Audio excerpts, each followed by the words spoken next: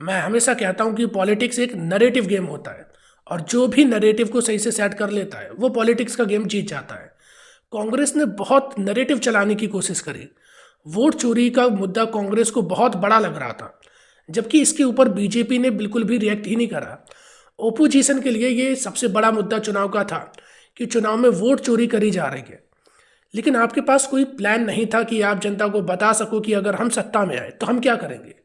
आप केवल ऑपोजिशन के नाते एक बीजेपी को ब्लेम कर रहे थे।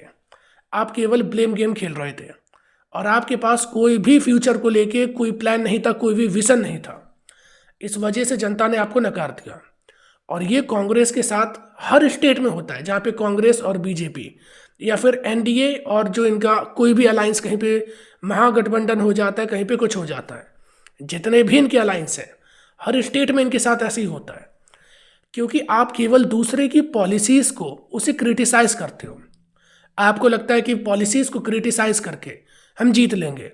सामने वाला बोलता है कि अगर हम 5,000 रुपये देंगे तो आप बोलते हैं हम भी 10,000 दे देंगे। रुपए देना कोई बड़ी बात नहीं है। तो आप उन्हीं की स्कीम्स को, जो वो अपने लिए स्कीम फॉर्मुलेट कर रहे हैं, उसी को आप कॉपी कर देते हो और ज़्यादा से ज़्यादा आप क्या ब्लेम गेम कर लोगे।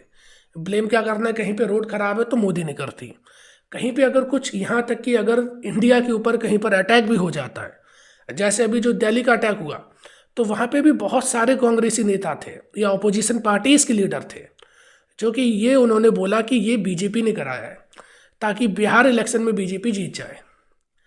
इस तरीके की कि आपको ये समझ में नहीं आता कि कब आप पॉलिटिक्स करते करते आप देश के विरोध में बोल देते हो। आप कब अपने नरेटिव बिल्ड करते करते आप अपने ही नरेटिव में खुद फंस जाते हो। जो हाइड्रोजन बॉम्ब आपने बीजेपी के लिए बनाया था, वो बीजेपी के लिए ऑक्सीजन बन गया और आपका जो बॉम्ब था वो एक दिन में फुस हो गया।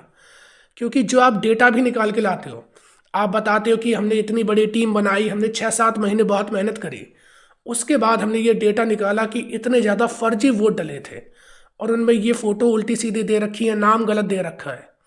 लेकिन एक दिन के ही अंदर जो रियल लोग हैं वो आते हैं, मीडिया पर आते हैं, उनकी वीडियोज़ आती हैं और जो आपका नरेटिव था वो पूरा ख़त्म हो जाता है। यानी कि जो आपका खुद का बनाया नरेटिव है वो आपको बैकफायर कर रहा है।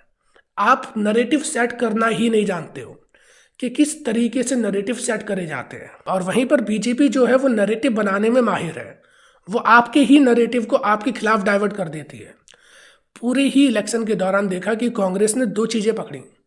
एक संविधान, कॉन्स्टिट्यूशन, कि हमें संविधान बचाना है। उन्हें लगा कि संविधान की बात करेंगे, बाबा साहब भीमराव अम्बेडकर की बात करेंगे, तो जो पिछड़ा वर्ग है, पिछड़ी जाति हैं, वो इनकी सपोर्ट में आ जाएगी। और फिर इन्होंने जातिवादी राजनीति की भी बात करी। लेकिन वहीं पर बीजेपी ने हिंदू यूनिटी की बात करी। एक चीज़ हमेशा याद रखना, जो डिविजनल पॉलिसीज़ होती हैं वो खासकर हमारे देश में अलग से ही पता पड़ जाता है।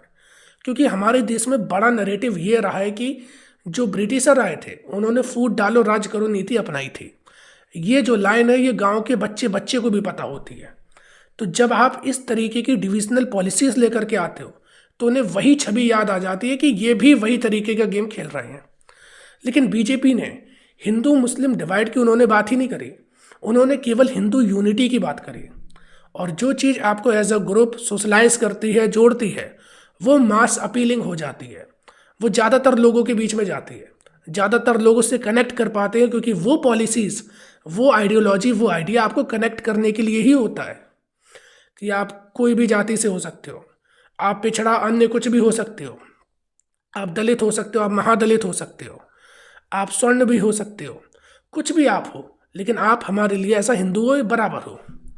उन्होंने डिवाइड की बात ही नहीं करी कि तुम हिंदू एक हो जाओ, मुसलमानों को मारो, उन्होंने वो बात नहीं करी। लेकिन आपने क्या करा, ओबीसी, एससी एसटी, जहाँ पर आपने देखा कि इन लोगों की पॉपुलेशन बहुत ज़्यादा है, तो क्यों ना इन्हीं की बात करें तो शायद ये हमारे सपोर्ट में आ जाए। वही बीजेपी ने सबकी बात करी तो वो लोग बीजेपी के साथ में चले गए। आपने लालू यादव का सपोर्ट लिया कि शायद यादव जो वोट बैंक है और जो ओबीसी वोट बैंक है वो आपके साथ आ जाए। लेकिन क्योंकि बीजेपी के पास इसका भी सब्स्टिट्यूट नीतीश कुमार थे, जो कि सत्ता में भी थे, आपने बहुत कोशिश करी कि हम पलटू चाचा का टाइटल दे दें और इन्हें कई मीम चलाए कि किसी भी तरीके से इस बार इन्हें कुर्सी से हटा दें। लेकिन आप उसमें इसीलिए कामयाब नहीं हो पाए क्योंकि आप उनके साथ में थे। उनके टाइम पर जंगल राज था, मतलब कि दिन दहाड़े गोलीकांड होते थे, हत्याकांड होते थे, अपहरण बहुत बहुत आम बात हो चुकी थी। उस टाइम पे जो बिहार की जनरल कैटेगरी थी उसके बहुत बुरे हालात थे और वो सब लोग इस चीज़ से वाकिफ थे।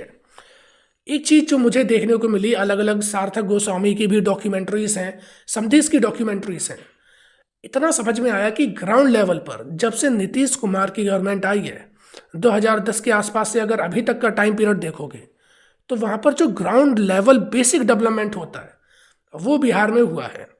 लॉ एंड ऑर्डर की जो स्थिति होती है वो पहले से ठीक हुई है। वहाँ पर हाईवेज बने हैं, रोड बनी है, वहाँ पर इलेक्ट्रिसिटी हर जगह पे पहुँची है, वहाँ पर गैस सिलेंडर पहुँचे हैं। मतलब कि जो एक बेसिक इंफ्रास्ट्रक्चरल डेवलपमेंट और बेसिक एम्यूनिटीज़ फॉर लाइफ होती है वो देने की कोशिश करी गई है। अब आपको क्या था कि उसी को या तो आप वहाँ पे कुछ खारिज भी कर सकते थे, लेकिन उसी को आपको रिप्लेस करने की ज़रूरत थी अपनी पॉलिसीज़ के साथ में। और आपने क्या करा, आपने वहाँ पे गए, आपने गुड़ गोबर सब कर दिया। आपके पास 2 या 3 मुद्दे से ज़्यादा थे नहीं। पहला मुद्दा वोट चोरी। इस देश में जो दारू लेकर वोट अपना बेच देता है उसे वोट चोरी होने से क्या घंटा फर्क पड़ेगा। उसे पता है कि इस चुनाव में भी क्योंकि वोट देने मैं जाऊंगा मुझे मेरा पौवा मिल जाएगा, मुझे इस मुद्दे से क्या लेना देना। वो तो कभी कांग्रेस के लोग आते हैं वो चोरी कर लेते हैं पौवा देकर, और कभी बीजेपी के आते हैं या कभी लोकल पार्टीज के आ जाते हैं। वो उनके लिए कोई ज़्यादा बड़ा मुद्दा था नहीं। और जिस संविधान की आप दुहाई देते हो तो संविधान तो आपने भी कभी खोल के ही नहीं देखा, केवल उसकी कॉपी लिए आप फिरते रहते हो। तो वो संविधान से जो आप अम्बेडकरवादी और अम्बेडकर के पक्ष के लोगों को एकजुट करने की कोशिश कर रहे थे, क्योंकि एक बात समझिए जनाब, भूखे पेट राम भजन नहीं होते हैं। अगर आप किसी भी आइडियोलॉजी को फॉलो कर रहे होते उसका मतलब कि आपका पेट भरा होता है।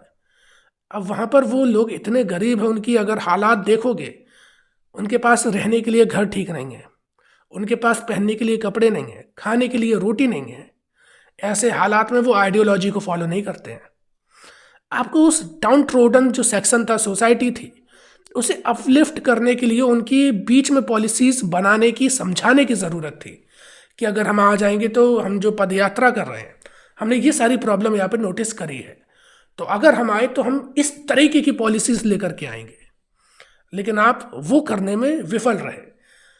आप केवल और केवल एक पार्टी के विरोध में इतने अंधे हो चुके कि आप ये भूल गए कि ऐसा पॉलिटिकल पार्टी, हमारी क्या ड्यूटी होनी चाहिए अगर हम सरकार में आ गए तो। आपके पास कोई प्लान नहीं, केवल फ्रीवीज के अलावा बीजेपी की पॉलिसीज को थोड़ा और बढ़ा के आप चिपकाने लगे। जो कॉपी होती है ना वो अलग से पता पड़ जाती है, इसीलिए कॉपी कोई लेता भी नहीं है। वही कांग्रेस के साथ हुआ, वही इनके महागठबंधन के साथ हुआ, सबने नकार दिया। और फिर आपने ऐसी पार्टी को लिया जिसके कि घर के बीच में ही कलह चल रहा हो। तुम देखोगे तेजस्वी यादव, तेज प्रताप यादव, लालू यादव, उनकी आपस में नहीं बन रही है। वो एक दूसरे के विरोध में अपने ही नेता खड़े कर रहे हैं। जिनकी आपस में नहीं बन रही है वो लोग वोट कटवा रहे हैं अपने ही भाइयों के, और एक घर में आपस में नहीं बन रही जो कि पॉलिटिकल पार्टी की लीडरशिप उन्हीं के हाथ में, एक परिवार के हाथ में। आप उनके साथ लड़के ये उम्मीद कर रहे थे कि आप जीत जाओगे, कभी नहीं जीतने वाले। और यहाँ पे एक और फैक्टर बड़ा कॉमन सा इनके बीच में है। एक तरफ कांग्रेस में गांधी परिवार, और फिर लालू यादव और उनकी पार्टी में उनकी परिवार की जो भूमिका है वो सब जानते हैं। केवल एक परिवार टॉप शिखर पर बैठा है, वही पूरे पार्टी के राजनीतिक दृष्टिकोण और उसके भविष्य को डिसाइड करेगा। तो ऐसी पार्टी को कौन वोट देना चाहेगा। और इसी वजह से ये हार अभी भी शायद सीखने का मौका है, क्योंकि एक अच्छे लोकतंत्र में, एक अच्छी डेमोक्रेसी में ऑपोजिशन का होना ज़रूरी है। और कांग्रेस अभी भी सेकंड लार्जेस्ट पार्टी है और सबसे बड़ी ऑपोजिशन है। तो ये उम्मीद तो कांग्रेस से होनी चाहिए कि धीरे धीरे एक अच्छी, एक मजबूत ऑपोजिशन की भूमिका में आप रहें, जिससे कि जो गवर्नमेंट हो वो ज़्यादा अथॉरिटेरियनिज्म की तरफ ना जाए, ऑटोक्रेटिक गवर्नमेंट ना बने। इसीलिए आपको अपने जो फंडामेंटल हैं उनमें काम करने की ज़रूरत है।